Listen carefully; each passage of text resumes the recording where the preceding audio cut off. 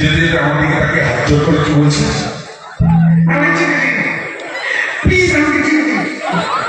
আমি সেদিন আপনি আমার দাদার মতো আমাকে ছেড়ে দিন। এখনো চুলদারি পুরোপুরি পাকেনি বলে দাদার মতো বলে ফেলে। আমার যা কপাল আমার এই চুলদারি আস্তে আস্তে পাকতে শুরু করেছে, এরপরে পেকে যাবে। আর 2-4 বছর পরে এখনকার যে দুষ্টু মিষ্টি সুন্দরী নায়িকাগুলো এসছে তাদের নিয়ে যদি ঘরের ভেতরে যদি কি বলবেন, আমাকে ছেড়ে দিন প্লিজ, আপনি আমার বাবা।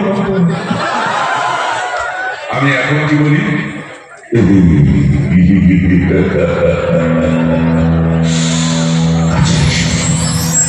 কাছে এসে সুন্দরী তোমায় একটু ছুঁয়ে দেখি। আরে দাদা তো আমার ডাক না হয়।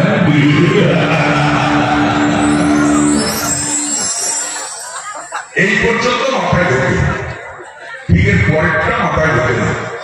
এখানে আমার যত দুঃখ, যত কষ্ট, যত যন্ত্রণা, আমার ওই প্রশ্নটা হিরোইনটাকে ধরেছি কি ধরেনি, শাড়ির আঁচলটা ধরে সবে টান দিয়েছে কি দিইনি, কোথেকে যে সার হিরোগুলো খবর পায় আমার মাথায় ঢোকে না ভাই। তারা বাইক দিয়ে দরজা ভেঙে ঢোকে, কথা নেই আপনার উদুম চালাতে শুরু করে দেয়। এদের ভাই 2 মিনিট টাইম আমাকে দে, আগে আমি হিরোইনটাকে ধরি, কিছু অন্তত করি। ট্রেন লেট করে, বাস লেট করে, ফ্লাইট লেট করে, বাঙালি লেট করে। বাংলা সিনেমার হিরোগুলো ভিলেনের জন্য 2 মিনিট লেট করতে পারে না। কোন হারাম যারা খবর দেয় মাথায় ঢোকে না। যাই হোক, আরেকটু ভাই, হ্যালো, এরকম গম গম এরকম হেল্প ভালো হচ্ছে কেন, একটু ড্রাইভ করে ব্যালেন্স করুন না টাইমটা, সাউন্ডটা গম গম করছে, রিভাব হচ্ছে প্রচন্ড, রিভাবটাকে কম করুন একটুখানি। আপনার রিভাব কথা যখন বলছি রিভাব দেবেন কেন, তাই না? হ্যালো হ্যালো, হ্যাঁ এটা ঠিক, এটা তার নয়, ওকে বলেন জলে চুলা দেবেন। তো যাই বলবো বন্ধু, আপনাদের আশীর্বাদ ভালোবাসায় বহু বছর ধরে অভিনয় করছি বাংলা সিনেমা। এখানে যে আপনারা দেখেন সেটা আমার জানা ছিল না, তো বাংলা সিনেমা চল আছে সেটা আমার জানা ছিল না, এতটা চল আছে। তো বহু বছর, প্রায় 300-এর উপর সিনেমা হয়ে গেছে। সিনেমায় যখন অভিনয় করি তখন আমাদের একটা ডায়লগ দেওয়া হয়, আমাদের বলা হয় এটা বলো, ওটা বলো, এটা করো, ওটা করো। হিরো থাকে, হিরোইন থাকে, ডায়লগ থাকে, রিহার্সাল হয়, ক্যামেরা থাকে, অভিনয় করি। কিন্তু মঞ্চে যখন আসি, বিশেষ করে আমাকে নিয়ে এসছে এখানে শরীফ, ফারাদ, আরো সবার নাম আমি ভুলে গেছি, আমার মনে নেই। অনেকে মিলে আমাকে বললেন দাদা যেতে হবে, এলাম, এখানে ঢুকলাম। ঢোকার পর আমি মঞ্চে গেলাম, শরীফকে আস্তে আস্তে মঞ্চে যাচ্ছি, করবো নাকি দাদা চাপার করে।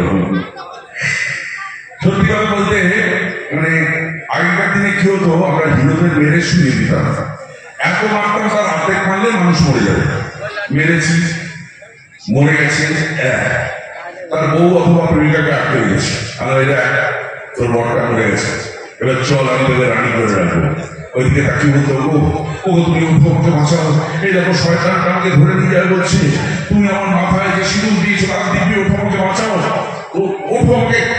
তোর মরে গেছে, উঠে করতে চল না, তোকে আমি রানি করে রাখবো। তো সে মরে গেছে, কোনো চান্স নেই ওটা। হঠাৎ প্রত্যেকে শক্তি পেতে যেন টান চোখ খুলত, উঠে উদুম গেল। এখনকার হিরোরা, বিশেষ করে দেব আর জিৎ, দুটো হারাম যারা, একটা মার খায় না। বিশ্বাস করুন, মারামারি শুরু হয়ে দেখবেন এরকম বলা ফলা তুলে, ভাই আমি একটা মারবো না, বলে না তুমি শুধু মার খাও। এই কি রে ভাই, শুধু মার খাবো, মানে আমি যেই মারতে শুধু তোর একা গায়ে জোর আছে, এমনি ডায়লগ করবো তার অধিকার নেই ভাই। আমি যদি কোনো হিরোকে কোনো ভারী ডায়লগ করে দিই, হিরো বলবে ভিলেন তো ভারী ডায়লগ বলছে কেন, এদিকে স্ক্রিপ্টটা নিয়ে যে লিখেছে তাকে ডাকবে, যে ডিরেক্টর তাকে ডাকবে। আমার ডায়লগটা পড়বে, পড়ে আমার ডায়লগটা বলার পরে এমন একটা ডায়লগ বলবে যে আমার ডায়লগটা কেড়িয়ে শুরু করবে। একটা উদাহরণ দিচ্ছি, সুপারহিট সিনেমা, আশা করি এখানে সবাই দেখেছেন, বহুবার দেখানো হয়েছে। হিরো বম্বের দামি হিরো, সাংঘাতিক সুপারহিট, তার ডায়লগ সুপারহিট, সব সুপারহিট। তো সেই সিনেমায় আমাদের দলের দুজনকে মেরে দেওয়া হচ্ছে, আমার উপরে দায়িত্ব করেছে বর্ধমান। আমি অনেকগুলো মুষ্টান্ডা নিয়ে মারতে মারতে গেছে, হঠাৎ কি হিরো সাদা প্যান্ট সাদা করে দাঁড়িয়েছে। আমি সামনে গিয়ে দাঁড়া, আমার ডায়লগ ভারী ডায়লগ বিরক্ত করেছি, কি চিনিস আমাদের রতন বসা বুধে রেখে দেবো সালা, আমাদের দলের 2 জনকে মেরেছে, আমরা ওদের 20 জনকে মারবো সালা, তবে বদলানো হবে। তুই 7 দিনের মধ্যে 7 দিন পর পড়ে যাবি ফোন এখান থেকে, চ্যাম্পিয়ন চালিয়ে দেবো সালা। শুনলো হিরো ভারী ডায়লগ। এরপর এমন একটা ডায়লগ বলছে যে আমার এই ডায়লগটা কেড়ে এসে পড়বে। কি বলছে হিরো?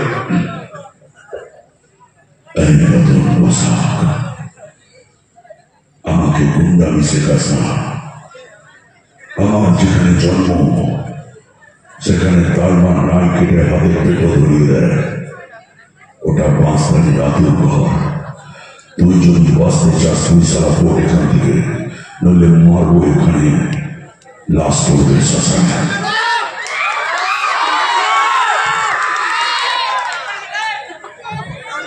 এটা বললে কেন? ওই আমার ডায়লগে বলল যে মিঠুনের ডায়লগ বলেছে, আমি খোকার ঘরে নাকি রিসিট কাটা হয়ে গেছে, কুত্তা কাটা পালো না। হিরো ডায়লগ শুনলে মনে হবে আরে বাছা ঘরে বস, কি খাবি বল, পান্তা খাবি? আর আমার ডায়লগ শুনলে মনে মাছ সালা বেশি করবে। হিরো ডায়লগ বলবো মনে হবে আরে বাছা ঘরে বস, দুটো পান্তা খা। কি সুন্দর বলে হিরো ডায়লগ। রিসিট কাটা হয়ে গেছে বাবা ডায়লগটা। সুভাষ বউ হারালে বউ পাওয়া যায় রে, মা হারালে মা পাওয়া যায় না। আচ্ছা আমি না এই যে বউ হারালে বউ পাওয়া যায়, মা হারালে মা পাওয়া যায় না, আমি এটা মানে বুঝি না। সত্যি কথা বলতে আমার একদম সত্যি ঘটনা বলছি। আমাদের এলাকায় গোপাল বলে একটা লোক ছিল, একটা ছেলে, তার মায়ের বয়স হয়েছে ধরুন 75-80 বছর বয়স। তো তিনি মারা গেছেন। মারা যাওয়ার পর গোপাল বসে আছে, গোপালের বউ আছে, ছোট ছোট 2 বাচ্চা আছে। তো মা মারা যাওয়ার পর বসে আছে, কাঁদছে। তো এলাকার যত মায়ের বন্ধু বান্ধবী যারা আছেন আর কি, কাকিমা, জেঠিমা, মাসিমা, পিসিমা, সবাই এসে বলছে, বাবা গোপাল তুমি চিন্তা করো না বাবা, তোমার একটা মা চলে গেছে, কি হয়েছে, আমরা 100টা মা আছি, তোমার যখন যা খেতে ইচ্ছে করবে বলবে, আমরা খাবো। তোমার